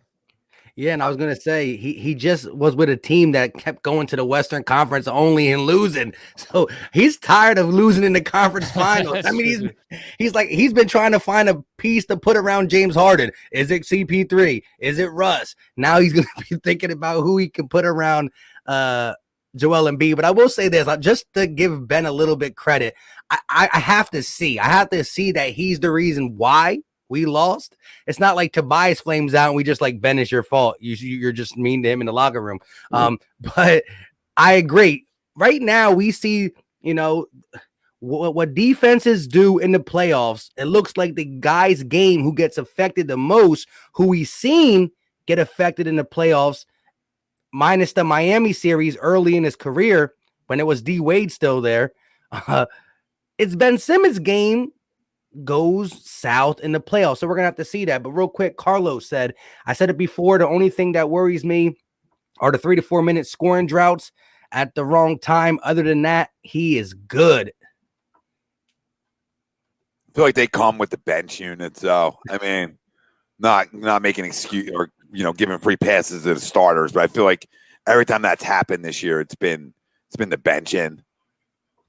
Yeah, I hear you. The thing I'm concerned about kind of in relation to that, and I would love to hear your guys' thoughts, is the droughts that could come in the fourth quarter, right? When the game, when it's very maximized and things are literally, possession by possession to determine a game. Like, how are we going to run the offense at that point? You know what I mean? Like, we don't have a Damian Lillard. We don't have a James Harden when, the game on the line. All right, go out one-on-one, step back three for the win. You know what I mean? So how are we going to create our offense? I think that is a true concern. And I think, I don't know. I'm a little bit concerned about it. So I think it's Joel Embiid. Like, I think we don't think it is because we don't think of him as one of those kind of players. But then there's games in this season where he carried the whole team, the whole fourth quarter hits. What was the game that they almost won where he scored? It should have been over like 5 times, and he kept hitting threes, and then he threw a full court shot that almost went in. Like, yeah, Warriors? Was that the Warriors game? I feel. Yeah, it was. Yeah, it was. There's just a lot of fourth quarters I saw where it's just give the ball to Embiid. Like, last year, the year before, we didn't think he was that kind of guy, but I really think he's a one-on-one guy that can bring a center out to the perimeter and be that guy that takes the last shot. Yeah, you're going to double and triple team him right away. That's when. That's my thing, though. Do we think that that's not going to happen at all? Like, I could see teams going immediately to that off a timeout. You know what I mean? Like, I would. If I was an opposing coach, I would. You're trying to take him completely off the floor and not even let him touch the ball, then who does it? Let me ask you guys this, because I noticed Joel does this too, and I love it in his game. You know how he gets the guy on, he's in that sweet spot with that little 15-foot jump shot he has, and I don't like when he settles multiple times back-to-back possessions and he's off, but he does that little swoop through, and Joel Embiid's very good at making the guy foul him, right? But in the playoffs, they try to hold their whistle a little bit more. Now, I don't know about these crews, because these crews have been awful, god awful. Hopefully they correct that for the playoffs. I'm not even just talking about against the Sixers, like overall in the NBA. But sometimes when Joel Embiid's in that third, fourth quarter, he settles for jump shots and he's trying to force the fouls, I think he's going to get to the line a decent amount of times because that's what he does. But are you worried about them swallowing the whistle, and then as RB said, a double team comes. So because sometimes he passes out, but sometimes Joe's like, I'm going to go anyways because I know I could draw the foul. Then you see him standing there a couple possessions like this and he gets out of his game. I'm hoping, that doesn't come. And I don't think that's going to come in the first 2 series because you can 2 6'8" guys doubling him is still nothing. You know what I mean? Yeah. Whoever the Pacers and the Knicks are going to send at him. Julius Randle's a good player, but he can't stop him. You know what I mean? So. Yeah, I'm not worried about him getting doubled. I think he's done a really good job of feeling that out than he has in years past. And listen, I'm never going to forget the cry. I'm never going to forget the cry. And when I look back at the cry, this is what I waited for. I waited for this moment right here for you to go dominate. Because if you remember back at the beginning of last year, he was coasting because all he was thinking about was the postseason. Right? It was like it was living rent free in his head. I got to get back there. I got to get that taste out of my mouth. I truly believe that this is one of the biggest alpha dogs in the NBA. And I think he's going to go to work. I think he's going to put the cry behind him and he's going to come out and dominate. And I think he's going to be smart with the basketball in terms of getting doubled. And like DJ said, when you're talking about at the end of games, I mean, he can create his own shot. He can do all them things as a big man. So I'm not worried about it. If they run doubles at him, he's done a pretty good job of working his way out of it. Yeah, I hope. I trust Joel. I'm putting my faith in. I'm putting everything into Joel in these playoffs, man. I mean, he's just been it's almost been unreal to watch Joel this year. And if he's healthy, man, I give us a shot against anyone. But I want to ask you guys, like, is Tobias Harris, like, say Tobias gives us 20 a game, right? Like, is that enough as a second option? No. Because I think, in my personal opinion, like, Tobias is a really, really, really, really good third option. But in the playoffs, is 20 to 22 enough? I feel like we're going to have games where Seth and Danny go. We haven't even talked about them. Like, they're going to have to show up too. Like, we're going to need the Danny Green of the second half of the season, not the one last year in the playoffs with the Lakers. So, I don't know. Yeah, I think us compared to somebody like Brooklyn, for example, we're more about one guy in Joel Embiid and then everybody else having the chemistry and everybody else doing their part. I don't think Tobias is a number 2 option. Really, he's not going to drop 35. It's not Bradley Beal and Russell Westbrook. But yeah, I just think everybody, if it's not Tobias, then it needs to be Seth. Then it needs to be Ben, maybe. Then it needs to be, you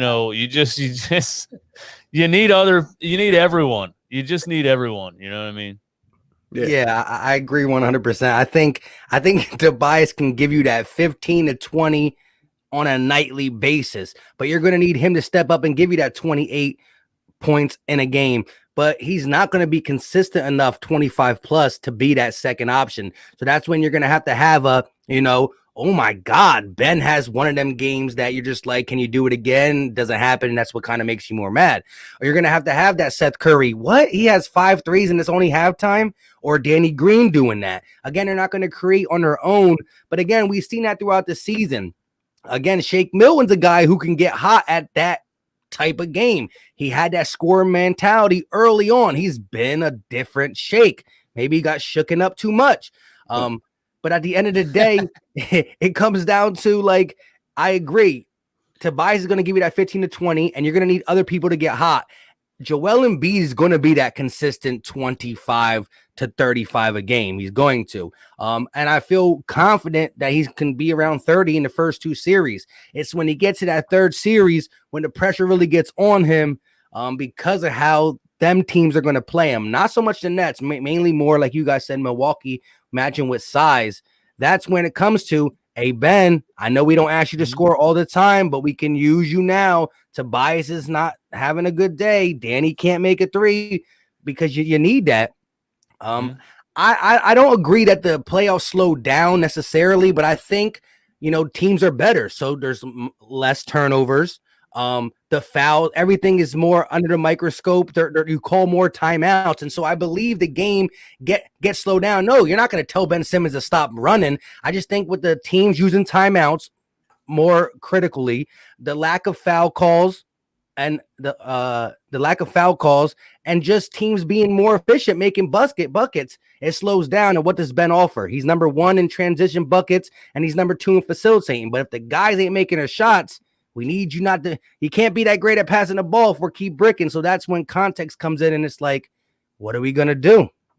If the playoffs start and we get the Ben Simmons before the All-Star break, then I'm not worried about anything. You know what I mean? If he goes into these playoffs and says, he's not a stupid guy. There's no way he doesn't know what I've said 10 million times, that you were very aggressive the 9 games leading up to the All-Star break. And then you weren't. There's no way he doesn't know that. He has to know that. So if he says, all right, I'm gonna go full on 100% every possession when the playoffs start, like I was leading up to the All-Star break. You got your All-Star nod. Now you want to get your NBA championship. And he's honestly, to me, the most important part of this whole thing, because you know what you're going to get from Tobias and Joel Embiid. Ben is the X factor to me. He just has to be. If he goes out there and plays like he plays every first quarter for a whole game, he's unstoppable. And then the team's unstoppable. Yeah. But real quick, let's knock these super chats out. Yola Boy said, I support all you guys. Keep doing your thing. Shout out to you. Richard Tran said, to me, if you want Joel to live on the line more, they got to use Dwight to gain foul on opposing teams quicker to the bonus. And then Tone to Shields coming in with the $2 super chat. He says Harris will need to give you 25 points per game minimum if you're trying to keep your name into that second tier scorer. That's where you need to be. I just don't think he can do it consistently, and that's what RB said. So who's that third guy? And the other 2 guys who can get hot don't get hot by themselves. They get hot off of Ben Simmons' pass. You know what I mean? That's how they get their buckets. Curry and Danny Green. Yeah, and people tell me that every day, that he's that good of a distributor, and I don't really talk about it as much as I probably should, because the games that we played without him, none of those guys could get open. You know what I mean? And it's absolutely true, and I admit it all the time. As soon as he comes back, it's like Danny Green has 45 feet of space to shoot 3-pointers like free throws. You know what I mean? So yeah, Ben's crazy valuable. Shout out to Swipe a Cam. I see him in the chat. Denver Nuggets content creator, man. His videos are great. We were going to do a debate on the MVP, Joel versus Jokic, before Joel missed those games, and then it was pretty much obvious that Joel's not getting it. But shout out to Swipe a Cam in the chat. He said, "Who is the perimeter threat you trust most in the playoffs when teams try to take away Joel in the fourth?" Yeah, that's the problem. Who That's the do I problem trust? there. And RB's like, that's what I'm talking about. You can't even answer the question. this feeds off of what you've been saying, DJ. And again, like, we're not gonna hold back, guys. What happens when we are not making the shots? We know Seth and Danny aren't going to be automatic every single game. Like, it's just a reality. You know what I mean? Not really. There's not a lot of teams whose shooters are going to be on every game. So then where do we go? Where do we look? Tobias can get us some buckets around the paint, but yes, I was gonna say he goes from the perimeter to the low post to get his buckets. Right. But again, there's going to be a lot better defenders in the playoffs. So that's where it's like we got to stay going downhill. You know what I mean? We got to keep that pace up, and that's just a little worry of mine. So who do I trust most? I trust Danny Green the most from the perimeter. I trust Danny on a corner three because he doesn't seem to miss that shot. Yeah, or Danny. the fast break one where Ben gives it to him and he just pulls up. Yeah, Ben, Seth or Danny. I mean, one of them two. I trust to hit. I trust to hit open looks. But again, it's feel the room time. And like DJ said, he can't be dumb. I mean, I don't believe he's a dumb guy. So listen, I don't know what to tell people. Like, if the people that are far right and can't say anything wrong about him, okay. Like, there's going to be games where he needs to score, and there's going to be other games where he doesn't. So he's got to feel it, and once in a while in this postseason, he's got to just pull up. Say screw it. I mean, he's just going to have to. It's just part of the evolution of what it is. It just has to happen. At some point, it's going to be every game. He's definitely not going to shoot the basketball in the playoffs. There's just no way possible. The only time he ever shoots the ball is when the game's already over or in warm-ups. Or against China, the Chinese national team that came in. Against. I feel bad talking about him because he does play winning basketball. I never want to take that away, but baby, this is the big time. Like Mike said, it doesn't necessarily slow down. It's teams actually want to play defense. That's the difference. Teams actually want to play defense, unlike the regular season. So now you dog fights. Dude, I don't know what else to say. Like, he has to, DJ. He has to. He just has to. He has to attempt. I'll give him a number. He's got to attempt over 10 this postseason. Here's my thing, though. Go ahead, DJ. If Ben Simmons shoots one jump shot in the entire playoffs, chat, tell me what I got to do. I'll do it live on YouTube, whatever it is. If he shoots one single jump shot the whole play, I just think when the game matters the most, he gets so locked in his facilitating and playing defense and stuff. I just don't even think he's going to be thinking about shooting a jump shot. So any jump, you're talking about any 15-footer, it just got to be a jump shot. Yep. The whole postseason. Go ahead, chat. Let him know what he got to do. Shave your head. Damn, you said one. I was giving you 10. Yeah, that's rough. Because you know what, DJ? There's one other reasons he does it. Sometimes the Sixers have a bad possession. They give it back to Ben. Oops, I forgot we gave it to Ben with 2 seconds on the shot clock, and then he'll turn around and fade away. I'm not shaving the beard, but dye your beard pink. I will do that. If Ben Simmons shoots a single jump shot in this playoffs, I will dye my beard pink. There you go. You heard it here. Real quick, shout out to Richie. He said Sixers AV attempt in the 3 is 30. More/less in the playoffs. Sixers average attempt is 3 and 3s are 30. Do you think he's asking, I guess, are we going to average more than 33s attempted in the playoffs? Like, I think he's saying like per game. Yeah, per game. So are we going to be over or under 30? And how do you feel about that? Like, there's some games where I hate when they say they're like the team that's playing the Sixers already has 17 points from the 3-point line, but the Sixers got 0 or only attempted 3. You know what I mean? How do you feel about do you like us shooting the 3 ball more, or do you like us, just getting the best shot, which is Busy Bias in the low post, Embiid in the low post, Ben Simmons crashing to the basket, Shake earn all them going to the basket. How do y'all feel about the lack of 3-pointers that we shoot some games where we just avoid it? I think no team in the NBA runs their offense through a center. You know what I mean? So we're just not the same as those other teams. They have to rely on the 3-point shot because that's just the first thing they do. That's to me, that's the second thing we do after Joel gets double and triple teamed. Then we start bombing threes. But I think everybody tried to be the Warriors when the Warriors were hot, and everybody said NBA centers are gone and they're never coming back. That's just because there wasn't any good ones since Shaquille O'Neal. You know, so here's Joel Embiid. It's Shaquille O'Neal again. You know what I mean? So I think we're just built different than those teams, and we don't really. I mean, I get you're trading 2s for 3s. We still have to shoot 3s, but I don't think we have to shoot a certain number. Yeah, I think I'd rather, make the 3s that we do take. Like, we got to get the right shots open, and we got to knock down shots, especially in the playoffs, like Danny Green, Seth Curry. We can keep reiterating it. Like, they got to knock down the shots, man. There's no excuse. We're going to need that. We're going to need it. Yeah, I'll say under. I mean, like DJ was saying, and I've been saying for a long time. I mean, you win inside out in this league. You just do. I mean, that's that way the NBA was created. The percentages are higher in the paint than they are shooting a 3. It's just common sense. So to me, like, I don't care. I mean, I can't have you shooting 5. You know what I mean? You obviously got to shoot some.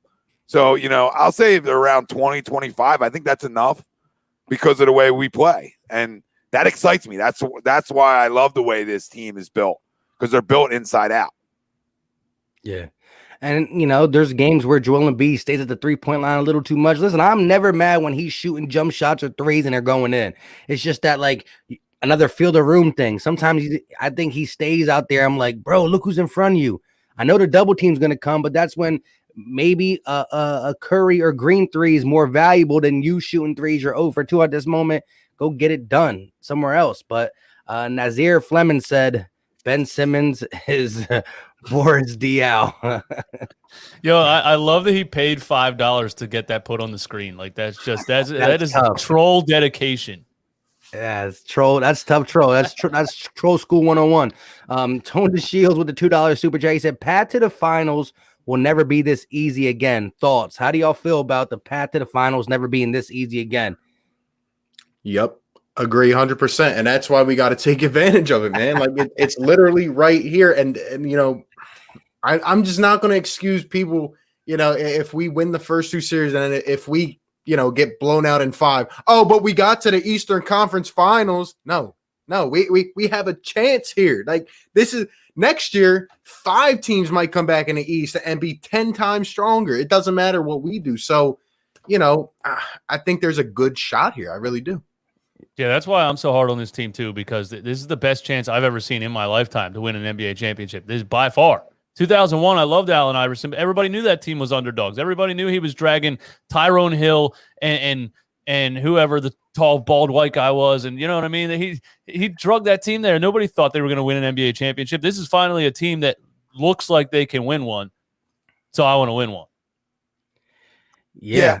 Go ahead. Matt Geiger is who I was looking for. Yeah, they look like one. I don't know if it's the easiest road ever. I don't know. Like, to the finals. I mean, you got 3 teams maybe waiting there for you that I don't know if they're easy. Like, I don't know, like, Milwaukee and the Nets are easy cakewalks. I mean, they're tough teams. And then we don't even know who we be smelling in the NBA finals. So it's never easy. It's, you know what I mean? It looks easy. I would say it's easy to get to the Eastern Conference Finals. That's fair. Completely fair. But once you get there, I mean, you got big dogs sitting there waiting for you. Now, the Nets are only getting older, right? It's not like they're getting younger. So would it be easier next year? I don't know. I don't got the crystal ball, but it's easy right now to get there. RB, you're right there. And since you're getting there, let's go. I mean, I'm never going to run from that.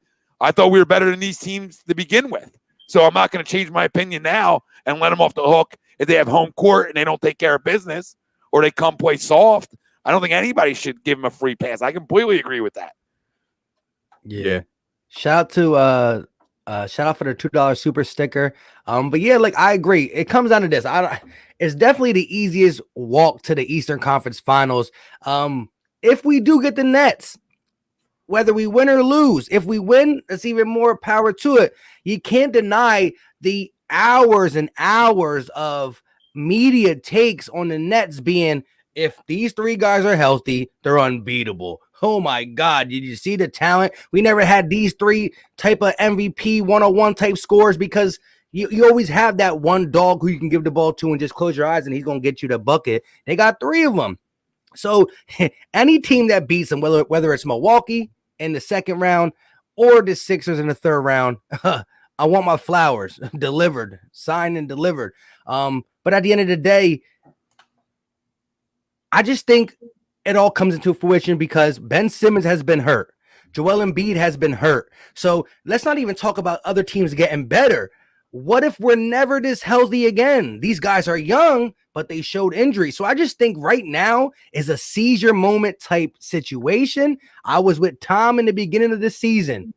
I wasn't 6C DJ Eastwood bad, but I was like, listen, I wasn't Tom saying first seed. I said, if we can get in the top 3 seeds and we can get to the Eastern Conference Finals, I'm showing pure growth. That's pure growth. That's Brett Brown's bad juju off, and we're good because we are top 3 seed. Last year we were 5 or 6, 5, and then we get to the Eastern Conference Final, which we couldn't do do all under Brett Brown. But now RB said new information has changed. We're getting a walk to the Eastern Conference, and Milwaukee disrespected us. The Nets disrespected the whole league, trying to play tag. You two can play, then I'm gonna tag out for a couple games. They've been playing Exactly. tag. They're not trying to play with each other. So it just been a lot of disrespect, and we need to take what's ours, bro. It is what it is now. Let me tell you, Mike. Look, the last couple playoffs, obviously last year is kind of hard to count because it was it was just weird in the bubble. Ben wasn't there, right? But look at the 2 playoff series before that. Like, what have we been literally calling for? Yeah, and go back to our famous Brett Brown rants, right? What were we calling for? A better system with a better coach, and just like a front office that would get it done, right? What did we bring in? We brought in the front office that got it done, brought the right piece, right? That's another thing. Like, when we brought in Daryl Morey, what did we say? Make the team better around who? Ben and Joel. That is exactly what we did. We have the coach that he put in the key and unlocked the system for Joel Embiid. Why? This is how great Joel is going to be. And I think he's going to do it for the next 4 or 5 years if healthy, right? So we got everything we asked for. Tobias Harris, we said he's going to be the LA version of Tobias, right? He's been better. I mean, come on. Ben on the defensive side has risen to an even another level. Like, what else do we need, man? It's right here in front of us. You're That's right. why I say we have to get it. You're right. He did exactly what we asked, put spacing and guys who can shoot around Joel and Ben, and they absolutely answered that call by Danny Green and Seth Curry. I mean, they flat out answered it. They said, you want shooters? Here you go. Right? And great spot up too. So it really amplifies it. I agree. I know I said it's like, I don't want we're all going to crush them if they don't win it, but they are set and primed to win it. And this is the best player on the planet. I don't care about LeBron. Joker's a pimp. I get it. This is the most dominant player on the planet. And every year I've ever watched basketball, the most dominant player cuts the nets down. So everybody out there's some of this in the chat saying, well, who do you got besides Joe? The last NBA I've watched, stars win championships. And as long as you have role players around, the advantage of us is our role players aren't selfish. So it's like, let the big dog eat and we'll get ours. And that's why we're a great team. That's why we're the 1 seed. So as much as we beg Ben to shoot A, B, C, and D, it's a great thing that he is unselfish, sometimes to a fault, but I'll take it because Joel's eating. Let's go. Come on. Come on. Right. And this is why I say, like, this playoffs is going to tell us everything we need to know, because is Joel going to get better than he was this year? No. Is Tobias Harris going to be better in Doc's system than he was this year? It's hard to think so, right? I mean, and again, if Ben is the one that comes up short or whoever, then this is going to be literally shining the light on what needs to happen with this team. Like there's nothing else you can do around these guys to say, oh, well, you got to add another. No, it's right here. This is it. This is what we've been waiting for. Come on, man. If whoever said we're going to have trouble with the Wizards, they can't even beat the Boston Celtics right now. What's the score? 61-56. These teams stink, man. They They all stink, man. Like, Told you, RB. You lose one of these series. no, Oh, I'm gonna be screaming up here if we sweep them in every game, it is down to a last second shot. I mean, come on, they stink. They I'm gonna start a fire in Australia just to say, fuck you, man. You know what I mean? Like, you know, I'm about to get really angry. I'm sorry. I'm really not gonna start a fire in Australia. Bad joke. YouTube's coming for you. No, here they come. Yeah. Go it. Real quick. The digital print house, though, with the $2 super chat, he said Ben 15-footer, game 7 over LeBron, his only take. that'd be interesting. I think if that was the only take and he hit the game winner over LeBron, DJ Eastwood would really wear that pink beard with pride. He wear it with a championship shirt underneath the beard. You know what I mean? If that happened, I would wear a pink beard for a whole year, an entire year of my life, if that actually happened. Permanent. Permanent. And a Ben Simmons jersey, a pink one, one of the female ones that they used to make. I don't know if they still make those. What if Ben took a shot? If Ben hits a game-winning jump shot over LeBron James. Oh, yeah, wow. that's why he went to the extreme on that one. Birds Nation said this will not be a cakewalk to the conference finals, especially if we run into the Knicks in the second round. I just got to say this though, like, you know, to me, nothing's a cakewalk because these are all NBA teams. But are the Knicks better than the Toronto Raptors who beat us? Are they better than the Boston Celtics of the past when they were assembled with that team? You know what I mean? I think the Knicks are like a rah-rah story. I love Randall's game, most improved player. Derrick Rose coming back. They got some pieces. RJ Barrett's playing good, but it's like we scared of the defense. They're scrappy. We're scared of the Knicks, Birds Nation. Kimmy's scared of the Knicks. Get the Rottweiler. You know what I mean? Go buy the Rottweiler. Boston's really going to win this damn game. I don't want Boston in the playoffs. I want to play Boston just for GB. Would we have Boston round 1 then? They got to go play Indiana. How's that work? Yeah, they got to play Indiana, I think, right? Nah, Boston's about to become the 7th seed, and they're going to play Brooklyn. And yeah. If you win one, you're Boston good. Would have to lose this, right? Boston would have to lose this. The Wizard, whoever loses this plays Indiana, and then whoever wins out of that plays us. So, come on. You want Boston to be the 8th seed? Okay, I see what you're saying. I want to see a Russ and KD series in the first round. So I'm pulling for Washington to win this. That would be intense. Could you imagine the Wizards taking like 2 games from the Nets? I mean, hey, no. I can't. Could you imagine? Harden's going to have a 50-point triple-double every night against that defense. Right. Russ, James Harden, and KD in the same series. Russ up against KD, jawing it off. I mean, it would be crazy, dude. Scott Brooks. I mean, you could just think of so many storylines. Oh, yeah. And then maybe an upset. Love it. Oh, that'd be great. They would have to blow that team up tomorrow if that happened. Just let you know your camera went. I'm not sure if you know, DJ. Yeah, I forgot with this thing. It turns off. It stops recording every 30 minutes, and I gotta do some kind of software shit to turn that off. I forgot about it. Yeah. So, hey, again, we've been going 1 hour and 27 minutes long. We are live on all 4 channels. So A2D Radio, Run It Back Philly Take with RB, and the Philly Talk podcast. All the links are in the description on whatever channel you're watching if you are interested to go check out the other content creator. But yeah, man, I don't know how much longer y'all want to go. I'm cool. I'm trying to feel y'all out. There was a comment. This guy said, let's talk about having the crowd in the Wells Fargo Center. You know what I mean? Because we didn't have that most of the season either. And you don't want to come. The fact that we have home court advantage and we got at least 50% capacity, which, I mean, your opinion on whether it should be 100% or not at this point, a year and a half after, whatever. But you don't want to come into Wells Fargo Center and play in front of this crowd. The energy is insane, and we're gonna run the first 2 rounds. Now that I think about at home with that crowd, I just don't even think they're going to be close. And last year, as bad as we looked on the road, we still had a great home record. And it's like we feed off of that crowd so much. And, yeah, I just don't think anybody's going to – I don't think it's going to be – I think it's going to be a sweep in the first round and 5 in the second round. And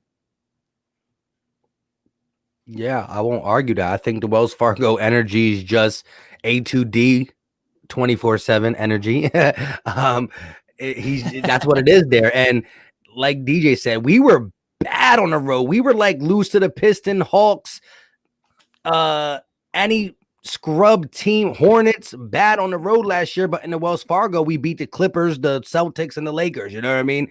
And so now you got a team that's more mentally ready, and they're going to be let Joel Embiid start flying around the court, and bad things are going to happen in Philadelphia. You already know. Yeah. No, you got to come into our place and play. Hey, we're not going to Brooklyn for Game 7. They're coming here. You know, we're a tough team at home, man. We've been a tough team for last 2-3 years. It's hard. Like even this year, we were 28-7. Most of them losses came when we weren't even playing our team. Like we could have been like 20 or no, we could have been like 34 and whatever, like 34-2 at home. To be honest, I don't think they know, but the home court advantage is going to play a role in these playoffs. Yeah.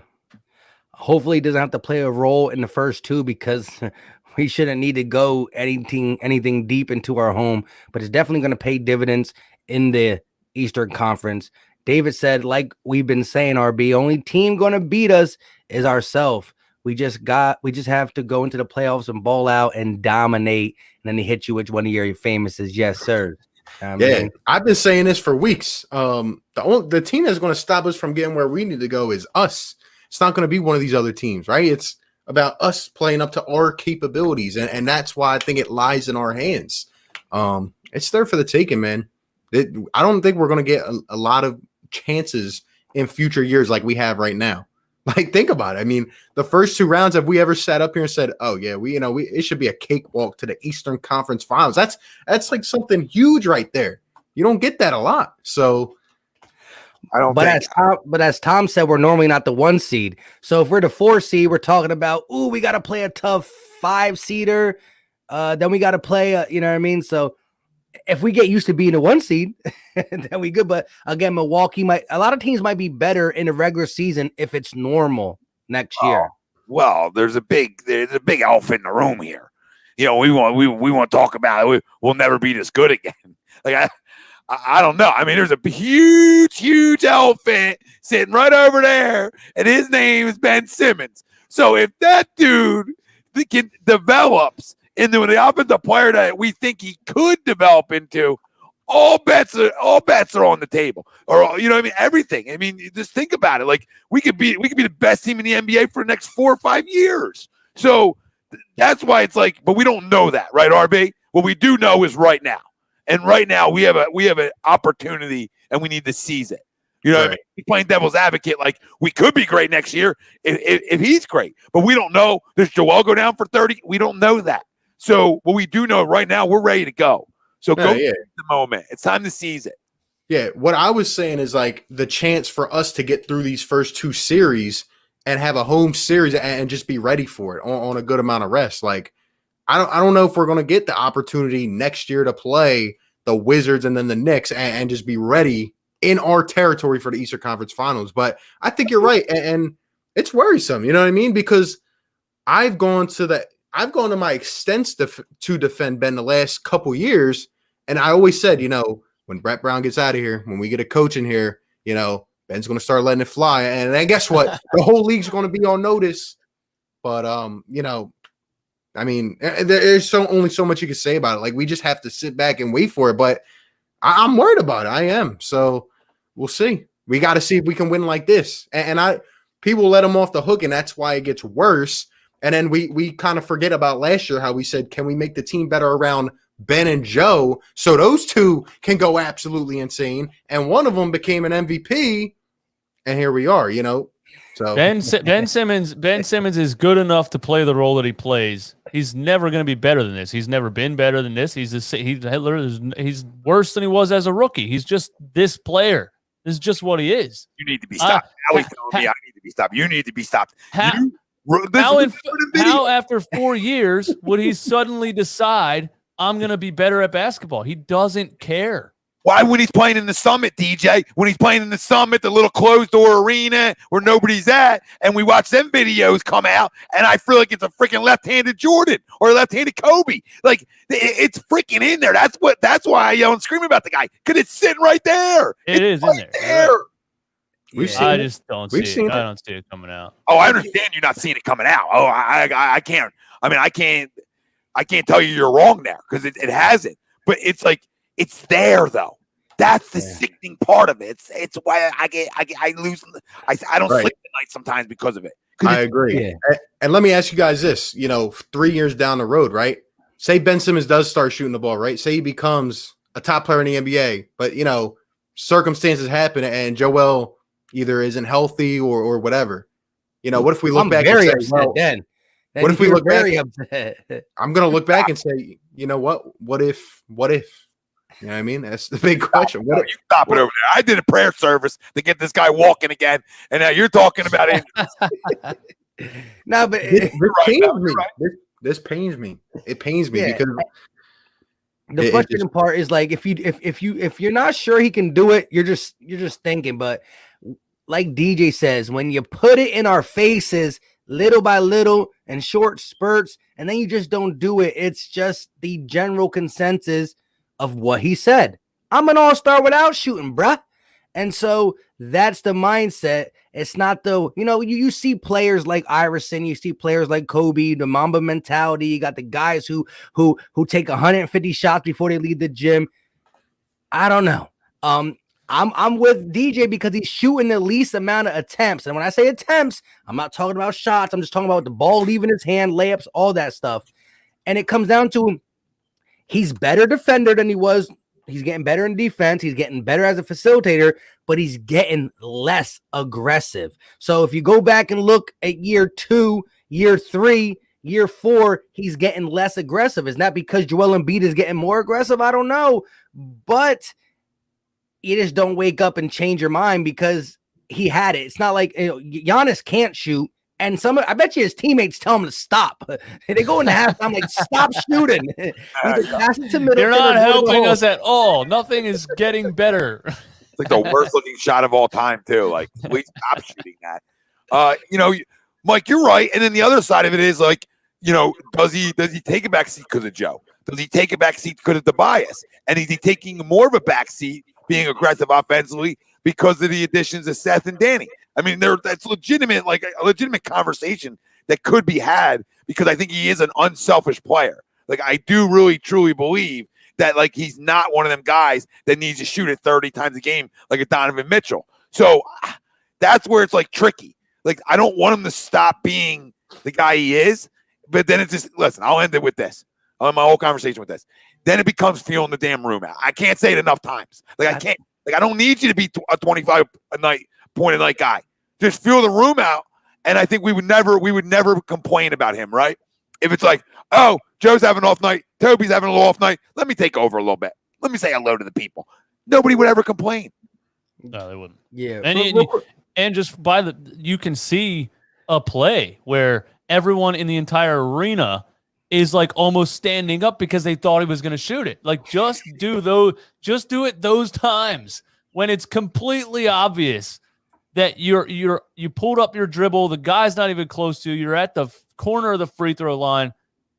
That's all he'd have to do for me. I still don't care if he averages 15 points a game. Just when the defense is literally telling you to shoot, we don't care about you at all, we're going to go take all these other players out of the game. Just do what you have to do. Instead, he'll just stand there with the ball, and then he'll be like, Furkan, come and get it, please, really fast, quick, hurry. Yeah, man, it's rough. Like I said, the playoffs are starting. We got some easy basketball to start. You need to get this guy involved. But real quick, shout out to Tone with the $2 super chat. He said, other than the Celtics, is this Sixer team the best team that Doc ever coached or ever had, other than the 2008 Celtics? Yeah, I think. Well, I think the Clippers team last year with that bench should have been the best team he ever had, and they just fell flat on their face. You could argue that. He's never had a player of this caliber. And that's what makes it maybe even the best team he's ever coached.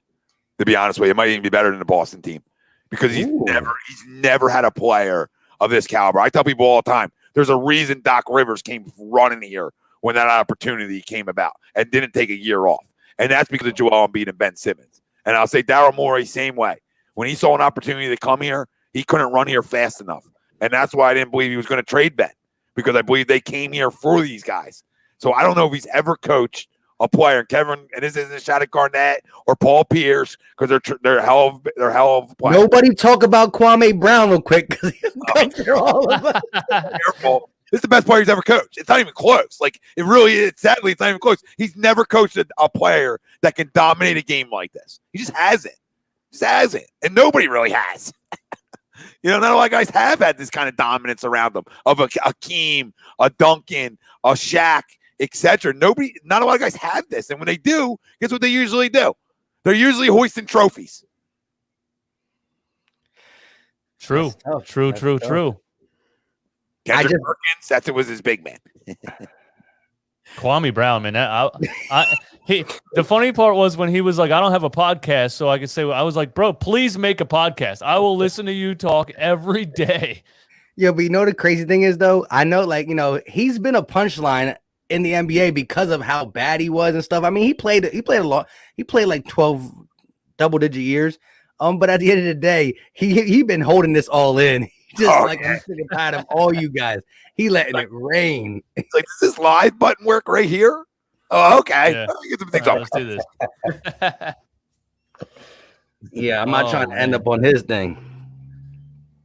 No, and they said anybody that responded, Steven Jackson responded, and basically people were saying anybody that responds won't argue with him and won't say I didn't do that or that's not how I am or anything like that. Like, they're taking different points of view. Nobody wants to confront him about what he said about them. And then somebody posted an Instagram story of somebody that used to hang out with him that said one time it took 16 bouncers to get him out of a nightclub, and then him and his brother fought 3 apiece outside. Then they're like, you don't want to mess with Kwame Brown at all, and you can tell by the guy's responses, nobody wants to smoke.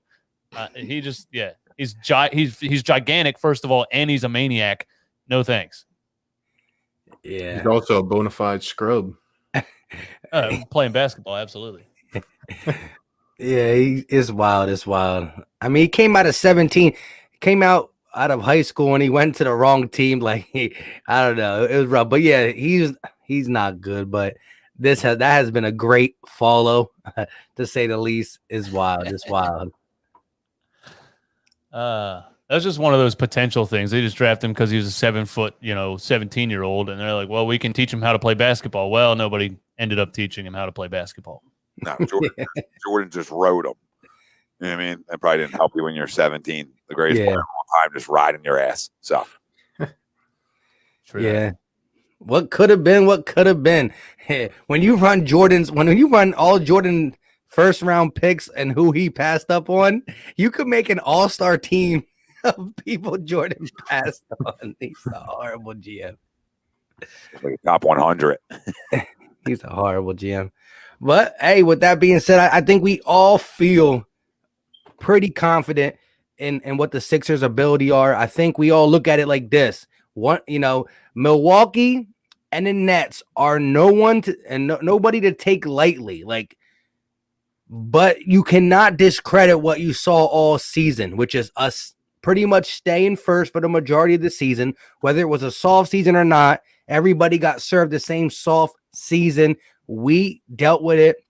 We have, probably the most consistent team throughout all year. And as DJ said, some of these crazy rants and crazy blunders have been us losing and or beating crappy teams, but one key player was not there, and meaning the 2 guys, and that's Ben Simmons and Joel Embiid. Even though we're calling Tobias the number 2 scorer, it's still the body of work that Ben Simmons brings to the Sixers is important, and he just has to fill the room out and dissect when he got to go to work. Yes, sir. Yeah. Yeah. I mean, yeah. We like I said, it's the first time in my life I feel like I have a team that has a real chance to win a championship. So if everybody does their job and all the cards fall where they're supposed to, I think we can get it done. Going to agree. I mean, and let's go do it. Yeah. We've talked a lot. We've spent all season saying, all right, we got the chance, we got the team. It's time to do it, man. I mean, I don't know. We're either gonna, go raging, we're gonna break stuff, or we're gonna be the happiest people ever. So I think we have I think we can compete with anybody if we allow ourselves to. So we'll see. Yeah, man. With that being said, we are live on 4 channels. Make sure you check the link in the description. Subscribe to the people on the panel. Shout out to everybody for coming through. Like I said, all 4 channels. That being said, we out. Yeah, I'm out. I got a fan going over here, and it's not cool enough at this point. I've been sweating for the